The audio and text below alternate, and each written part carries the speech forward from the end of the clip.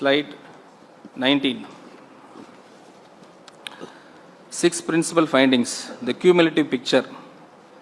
நிறைவாக சொல்வதற்கு முன் இந்த 6 முக்கிய கண்டுபிடிப்புகளையும் ஒரு முழு படமாக பாருங்கள். 5 ஆண்டுகளில் கடன் it has doubled. வட்டி செலவு மூலதன முதலீடு செலவை மிஞ்சி உள்ளது. வருவாய் பற்றாக்குறை கட்டமைப்பு ரீதியாக மாறியதோடு வரலாற்றிலே மிக உயர்ந்த நிலையை எட்டியுள்ளது. சொந்த வரி வசூல் திறன் கடுமையாக சரிந்துள்ளது. பொருளாதார பலவீனத்தால் அல்ல, வருவாய் கசிவுகள் மற்றும் ஒத்திவைக்கப்பட்ட சீர்திருத்தத்தினால் கட்டாய செலவுகள் வளர்ச்சிகன நிதியை ஒவ்வொரு ரூபாயிலும் வெறும் 13 பைசா அளவுக்கு குறைந்துவிட்டன. மாநிலத்தின் உண்மையான மொத்த நிதிசார் பொறுப்பு ரூபாய் 13.18 லட்சம் கோடியாக உயர்ந்துள்ளது. இவை 6 தனித்தனி பிரச்சனைகள் அல்ல, இவை அனைத்தும் ஒரே கட்டமைப்பு ரீதியான நோயின் 6 அறிகுறிகள். மேலும் ஒவ்வொன்றும் மற்றொன்றை ஊக்குவிக்கிறது. அதிகரிக்கும் கடன் வட்டி செலவு உயர்த்துகிறது. உயரும் வட்டி செலவு மூலதன முதலீடை சுருக்கிறது.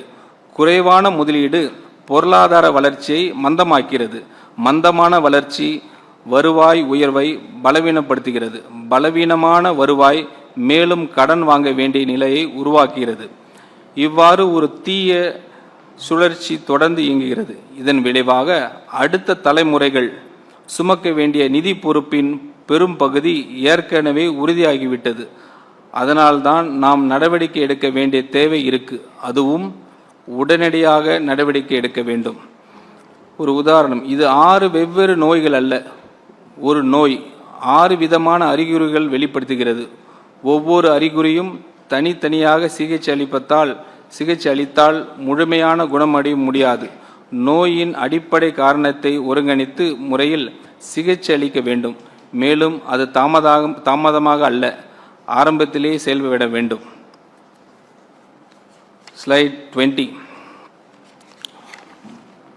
The way forward challenging but not hopeless. கடுமையான இந்த சூழல் இருந்து வெளியேறும் பாதை இதோ. அதில் மிக வலிமையான கருவி, மிகவும் எளிமையானது நிர்வாகத்திறன். ஒரு வரி விதத்தை கூட உயர்த்த வேண்டிய அவசியம் இல்லை. நமது நிர்வாக அமைப்பு மேம்படுத்தி ஊழியர்களின் செயல்திறனை உயர்த்தி வருவாய் கசிவுகளை தடுத்து ஊழலை ஒழிப்பதன் மூலம் இயல்பாகவே அரசின் வருவாய் அதிகரிக்க முடியும்.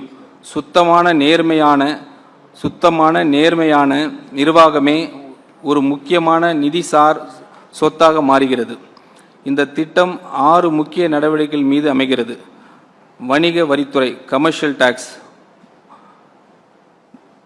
ஸ்டாம்ப்ஸ் முத்திரைத்தாள் கட்டணம் மற்றும் மைனிங் ஆகியவற்றில் உள்ள வருவாய் கசிவுகளை அடைப்பது.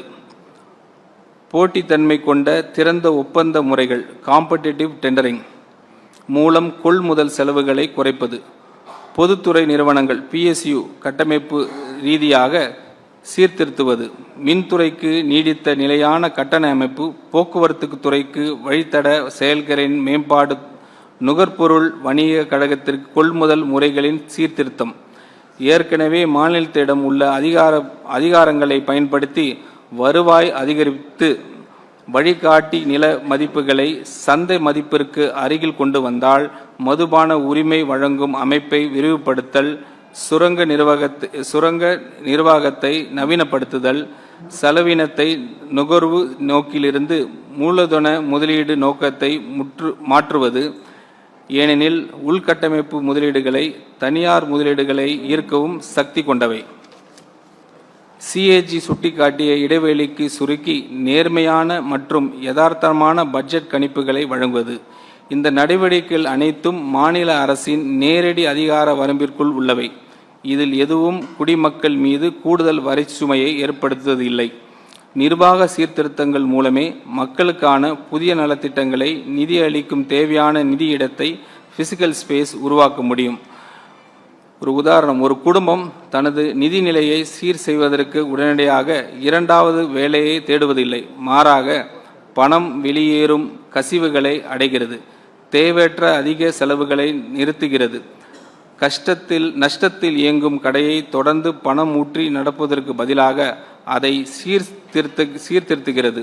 மேலும் தனது வரவு செலவு கணக்கை நேர்மையாக பதிவு செய்கிறது. இது கடினமான பாதையாக இருக்கலாம், ஆனால் நிலையானதும் செயல்படுத்தக்கூடியதாகும்.